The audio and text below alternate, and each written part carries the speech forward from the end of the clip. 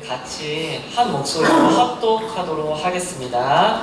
시작. 그런즉 너희가 어떻게 행할지를 자세히 주의하여 지혜 없는 자같이 하지 말고 오직 지혜 있는 자같이 하여 세월을 아끼라. 때가 악하니라. 그러므로 어리석은 자가 되지 말고 오직 주의 뜻이 무엇인가 이해하라. 술 취하지 말라. 이는 방탕한 것이니 오직 성령으로 충만함을 받으라.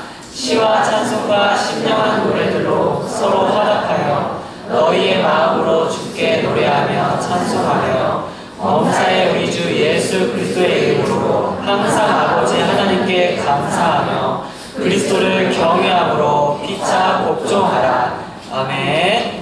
지금 이 시간에는 이정환 담임 목사님 나오셔서 성령에 의해 충만함을 받으라 라는 말씀의 제목을 가지고 증거하실 때 많은 은혜 받으시기 바라겠습니다. 우리 말씀 듣기 전에 앞뒤좌우로 인사했으면 좋겠습니다. 한 주간 잘 지내셨습니까? 네, 한 번 더 인사했으면 좋겠습니다. 만나서 반갑습니다. 네, 다들 새벽에 축구 보시고 오셨나요? 네, 자랑입니다, 여러분. 농담입니다.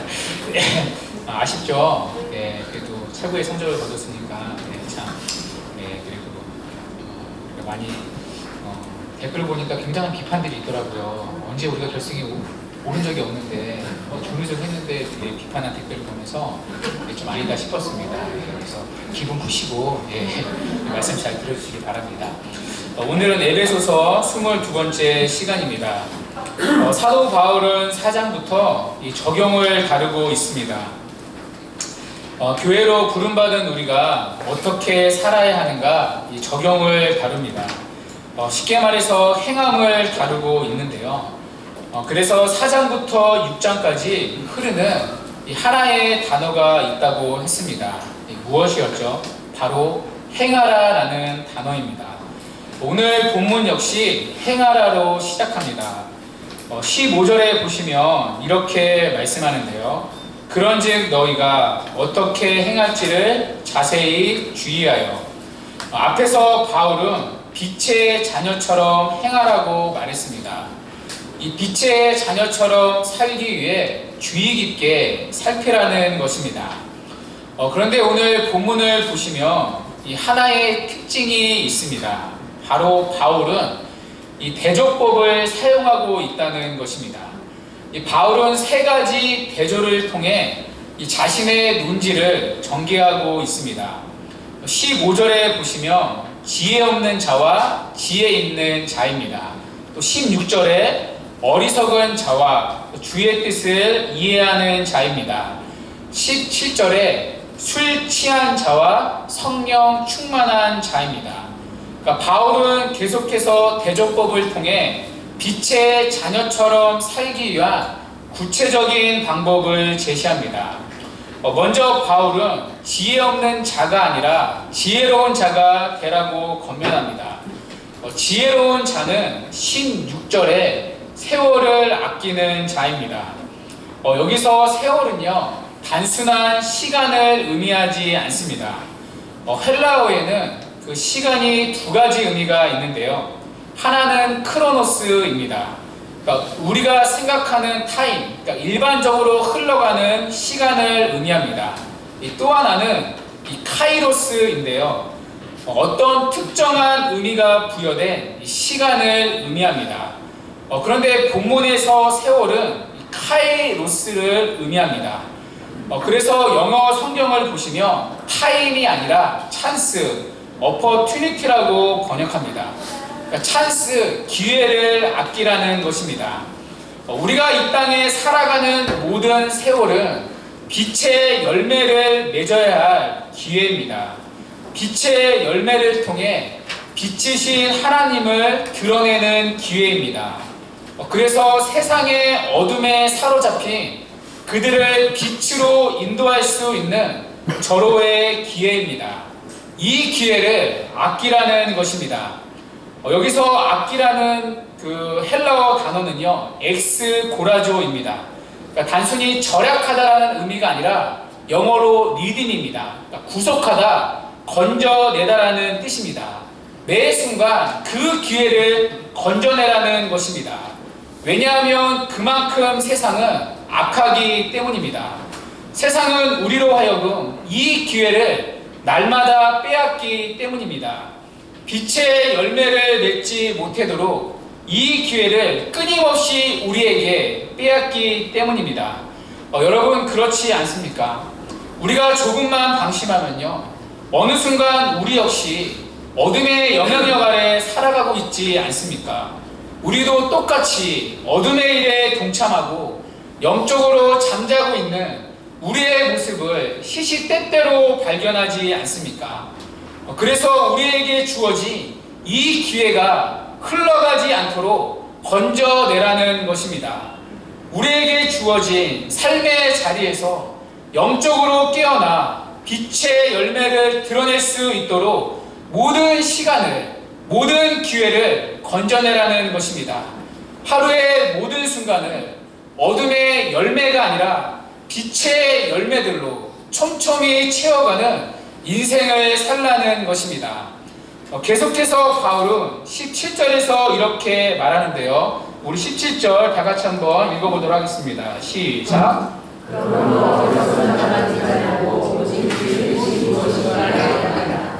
여러분, 우리에게 주어진 기회를 건져내기 위한 방법이 무엇입니까? 이 세월을 아끼는 방법이 무엇이죠? 어리석은 자가 되지 말고 주의 뜻이 무엇인지 이해하라는 것입니다. 여기서 어리석은 자는요, 우리가 앞에서 살펴본 하나님의 생명에서 떠난 자들을 말합니다. 여러분, 이들의 공통적인 삶의 특징이 무엇이었죠? 모든 것을 자신을 위해 욕심을 따라 살아가는 자입니다. 그러나 지혜로운 사람은 자신의 욕심을 위해 살지 않는다는 것입니다. 오직 주님의 뜻이 무엇인지를 끊임없이 삶 가운데 분별하기를 노력하는 자입니다.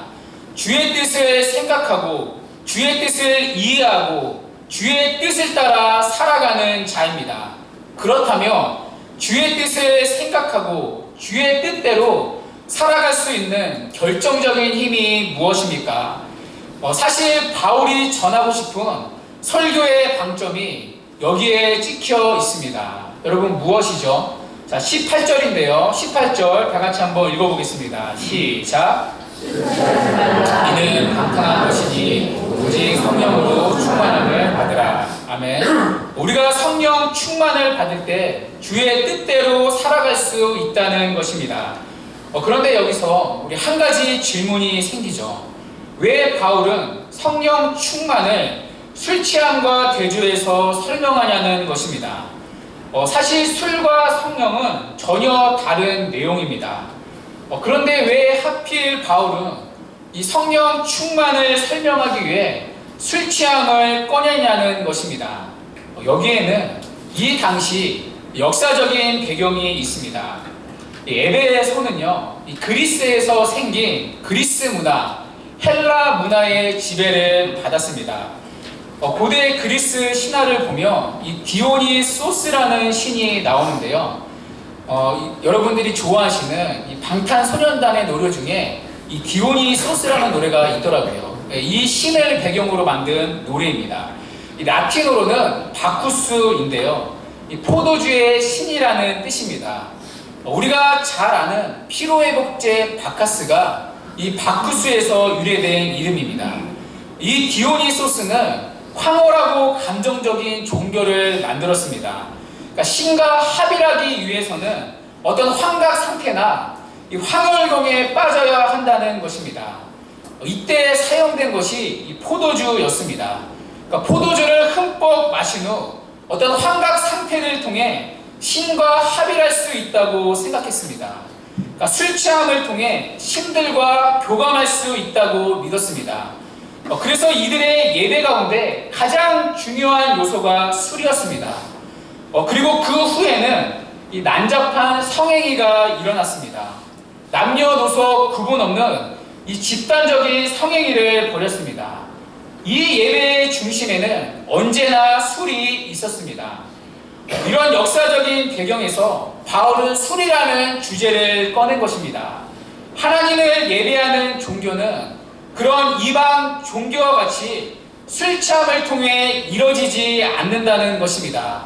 그것은 오히려 우리가 버려야 할 어둠의 일이라는 것입니다. 기독교는 술 취함을 통해 하나님과 교제하는 종교가 아니라는 것입니다. 진정한 예배를 원한다며, 경건한 삶을 원한다며, 빛의 자녀답게 살기 원한다며 술의 통제를 받지 말아야 한다는 것입니다. 술이 아니라 오직 성령의 지배를 받아야 한다는 것입니다. 이 말을 듣고 우리 가운데 안도감을 누리는 분들이 계실 겁니다. 술 취하지 말라고 했지, 술 마시지 말란 말은 아니다, 고로 취하지만 않으면 된다. 아마 지금 굉장히 자유함을 느끼는 분들도 계실 겁니다. 그런데요, 20세기의 최고의 설교가라고 평가받은 마틴 로이드 존스 목사님이 계십니다. 이분의 전직이 의사이십니다. 굉장히 탁월한 의사셨습니다. 그런데 하나님께서 이제 소명을 주셔서 몸을 고치는 의사에서 영혼을 고치는 의사가 되셨습니다. 그래서 이분이 이제 목사가 되셨는데요. 훗날 이분이 쓰신 에베소서 강해집에서 이 구절을 이렇게 해석했습니다. 술은 활성제가 아니라 억제제이다. 그러니까 우리는 술을 많이 마셔서 취한다고 생각합니다. 그러니까 술의 양 때문에 취한다고 생각하죠. 그러나 술에는 알코올이라는 성분이 있습니다. 그 알코올이라는 성분이 우리 입을 타고 우리의 몸에 흘러 들어가게 되면 제일 먼저 찾아가는 곳이 이 중추신경입니다. 이 중추신경은 우리 몸의 컨트롤 타워에 해당합니다. 우리 몸의 밸런스를 잡아주고 우리의 자제력과 판단력을 컨트롤하는 부위입니다. 그런데 이곳이 알코올로 제압이 되면 마비가 된다는 것입니다. 알코올이라는 성분이 이 기능을 억제한다는 것입니다. 이걸 보통 우리는 취한다라고 표현합니다. 알코올로 인해 지배되고 제압되는 것입니다. 그래서 술만 먹으면 말이 술술 나오는 이유가 무엇입니까? 이 정상적인 판단력을 갖고 있을 때는 하면 안 되는 말입니다. 그러나 이 기능이 억제되니까 어떻게 되겠죠? 평소에 정상적인 기능을 가졌을 때 하지 못하는 말을 술술 하게 되는 겁니다. 물론 잠시 교제에는 도움이 될지 모르지만 많은 경우는 이 삶에서 큰 오점을 남기는 말들을 내뱉게 됩니다. 때때로 괴성을 지르고 또 그렇게 얌전했던 분이 이 폭언을 뱉습니다. 때로는 장소를 가리지 않고 신기하게 술만 먹으며 그렇게 옷을 제껴 벗어냅니다. 어떤 친구는 깔깔 웃다가 갑자기 눈을 부릅뜨면서 왜 나한테 눈을 불안이냐면서 옆에 있는 친구와 크게 싸움이 날 때도 있습니다. 이 자신의 감정을 조금만 건드려도 난폭한 반응을 보입니다. 이 판단력과 자제력이 마비되기 때문입니다. 많은 분들은 또 이렇게 말합니다. 저는 아무리 술을 마셔도 실수하지 않습니다. 물론 맞습니다. 술을 마신다고 모두가 실수하는 것은 아닙니다. 그러나 실수하는 자리에는 언제나 술이 있다는 것입니다. 여러분, 이건 굳이 설명하지 않아도 우리 모두가 동의하는 내용 아닙니까? 그래서 그 한 번의 실수를 막기 위해 술을 마시지 않는 것이 지혜롭다는 것입니다. 그리고 한국의 술 문화는 거의 대부분이 이 취함을 목적으로 할 때가 많습니다. 거의 시작하며 죽자고 마시는 분위기 아닙니까? 이 문제는 그 누구도 자신을 통제할 수 있는 선 안에서 절제하며 술을 항상 마시지는 않는다는 것입니다. 특별히 우리나라는 술이 있는 곳에 여자가 있죠. 그러니까 성적으로 문란해지는 원인 1위가 술입니다. 뿐만 아니라 뉴스에 나오는 수많은 사건, 사고의 중심에는 언제나 술이 있지 않습니까? 그래서 반드시 이 술 취함은 오늘 본문에 바울이 말한 것처럼 우리를 방탕함으로 데리고 간다는 것입니다. 여기서 방탕은 인생을 허비하는 것입니다. 인생을 낭비하는 것입니다. 그러니까 빛을 드러내며 살아야 할 기회를 허비하게 된다는 것입니다. 특별히 잠언 23장에서 이 지혜자는 술 취하는 자를 이렇게 묘사합니다. 우리 잠언 23장 31절 우리 다 같이 한번 읽어보도록 하겠습니다. 시작.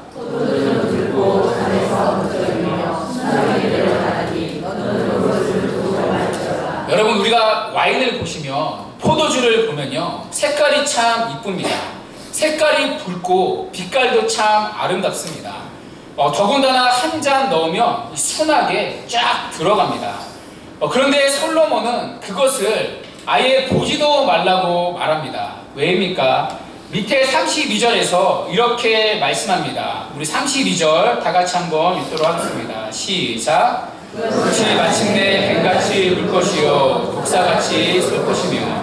여러분, 그렇게 빛깔 좋고 순하게 내려가는 술이 나중에는 우리를 뱀같이 문다는 것입니다. 독사같이 우리를 쏜다는 것입니다. 술이 우리를 언젠가는 잡아먹는다는 것입니다. 그래서 이런 말이 있지 않습니까? 떡이 사람이 될 수는 없지만 사람은 떡이 될 수 있다. 이어서 33절은 이렇게 말씀합니다. 우리 33절 다 같이 한번 읽어볼까요? 시작.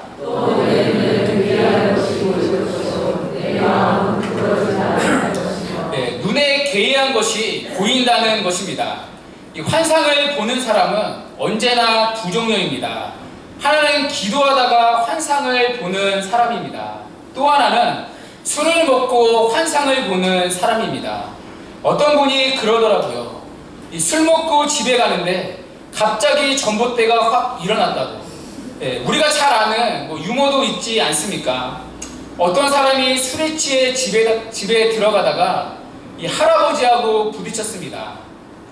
그런데 그 할아버지가 쓰러져서 도저히 일어나시지를 못하더래요. 할 수 없이 술김에 할아버지를 얻고 자기 집에 데리고 왔습니다. 그런데 그 다음날 아침에 깨어서 깜짝 놀랐다는 것 아닙니까?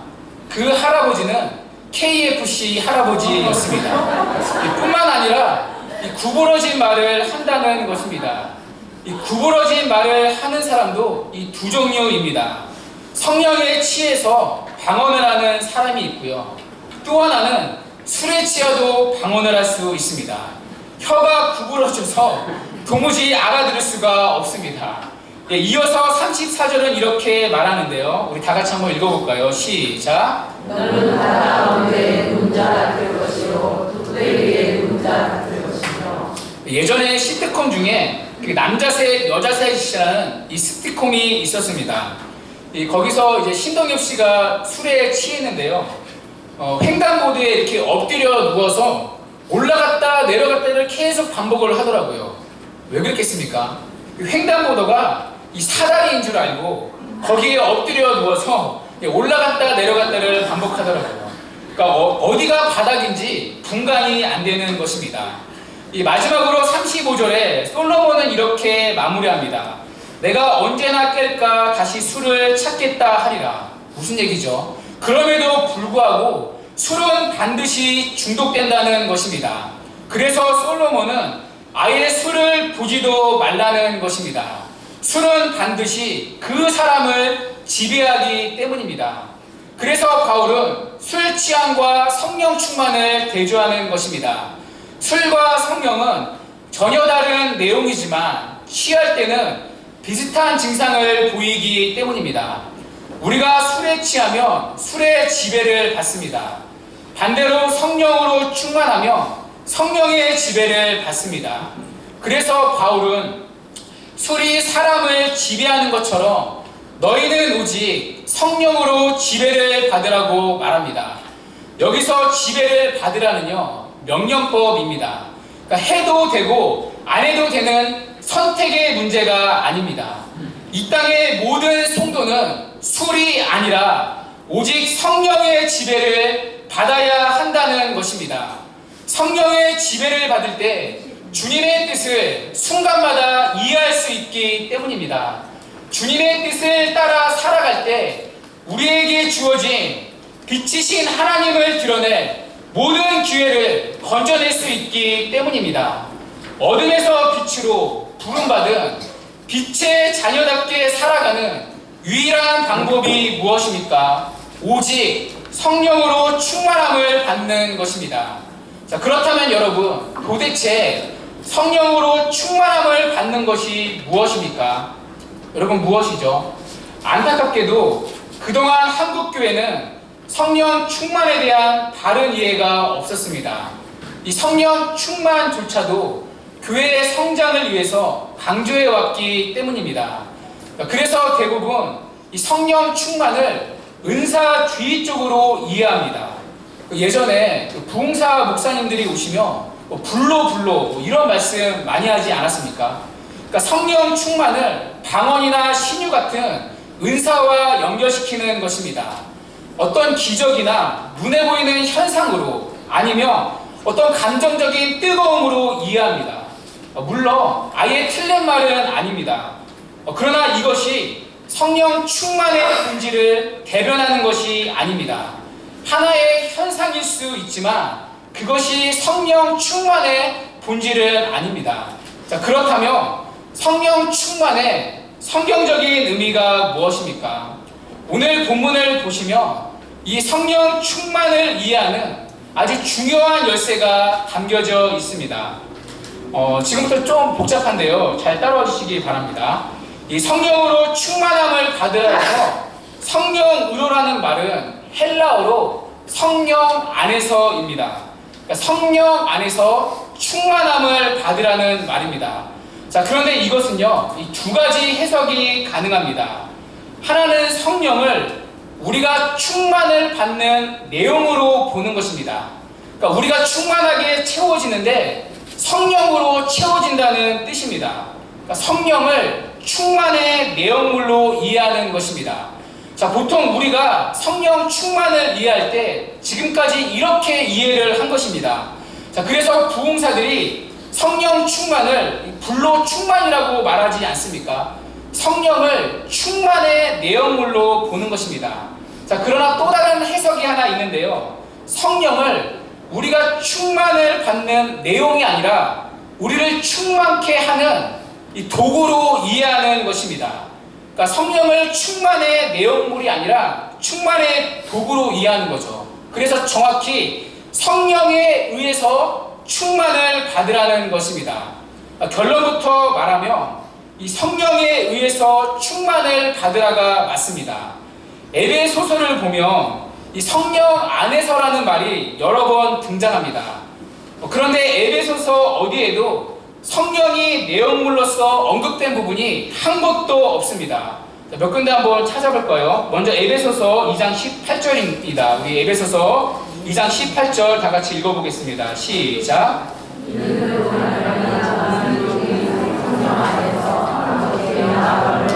자, 여기서 성령 안에서는 무슨 뜻이죠? 내용물이 아니라 성령에 의해서죠.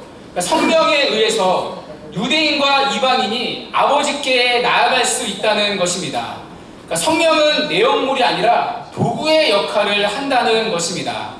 자, 우리 한 구절만 더 찾아볼까요? 에베소서 2장 22절입니다. 우리 에베소서 2장 22절. 자, 시작. 너희도 성령 안에서 하나님이 거하실 소서가 되리하여 그리스도 예수 안에서 함께 지어져가는. 아멘. 자, 여러분, 여기서 성령은 함께 지어져가는 내용물입니까? 아니죠. 성령에 의해서 성도들이 함께 지어져 가는 것입니다.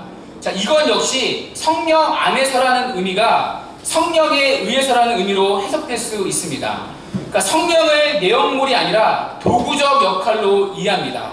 자, 그런데 이것은요, 바울이 쓴 다른 서신서도 마찬가지입니다. 자, 그러므로 성령 충만은 성령으로 채워지라는 것이 아닙니다. 성령에 의해서 충만하게 되라는 의미입니다. 그렇다면 이 충만의 내용물은 무엇입니까? 성령에 의해서 충만하게 채워져야 하는 충만의 내용물은 무엇이죠? 이미 바울은 이것 또한 앞에서 우리에게 가르쳐 준 적이 있습니다. 자, 우리 에베소서 1장 23절인데요. 자, 한번 읽어보도록 하겠습니다. 시작.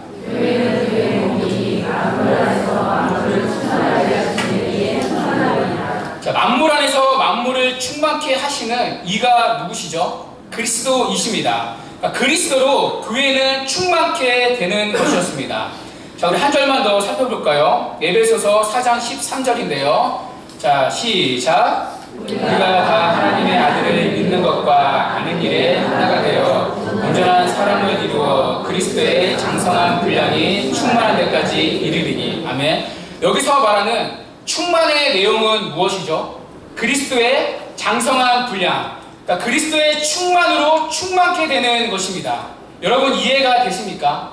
성령에 의해 충만을 받으라는 것은 성령에 의해서 그리스도로 충만을 받으라는 것입니다. 성령 충만은 성령으로 채워지는 것이 아니라 성령에 의해서 그리스도로 채워지는 것입니다. 한마디로 성령 충만은 예수 충만입니다. 그러니까 단순히 방언이나 신유와 같은 은사 충만이 아니라는 것입니다. 눈에 보이는 기적과 현상이 나타나는 것이 성령 충만이 아니라는 것입니다. 우리의 감정이 뜨거워지는 소위 부흥사들이 말하는 불로 충만이 성령 충만은 아니라는 것입니다. 성령 충만은 예수 그리스도로 충만해지는 것입니다. 예수 그리스도 그분을 닮아가는 것입니다. 이것이 성령 충만의 정확한 의미입니다. 그래서 고려신학대학원의 박영돈 교수님은 이 성령의 특성을 거룩한 수줍음이라고 말씀하셨습니다. 성령은 자신을 드러내지 않고 온전히 예수님만을 드러내는 이 수줍음을 가지셨다는 것입니다. 그래서 성령으로 충만한 자 역시 반드시 거룩한 수줍음으로 가득한 사람입니다.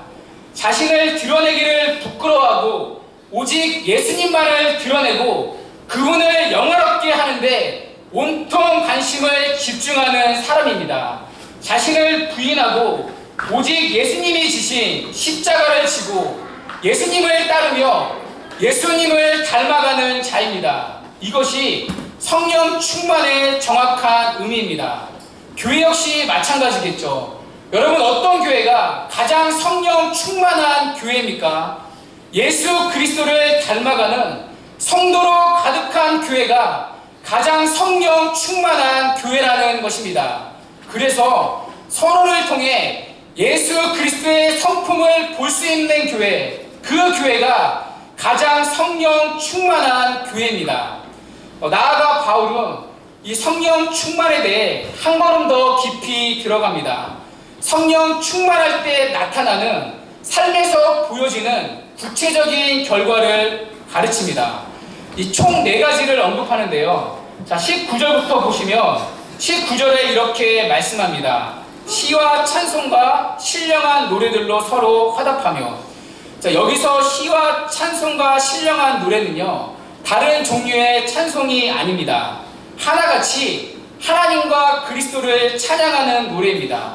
우리의 예배 시간에 그리고 우리의 모임 가운데 서로가 다른 그 어떤 말이 아니라 하나님을 찬양하는 말로 가득하다는 것입니다.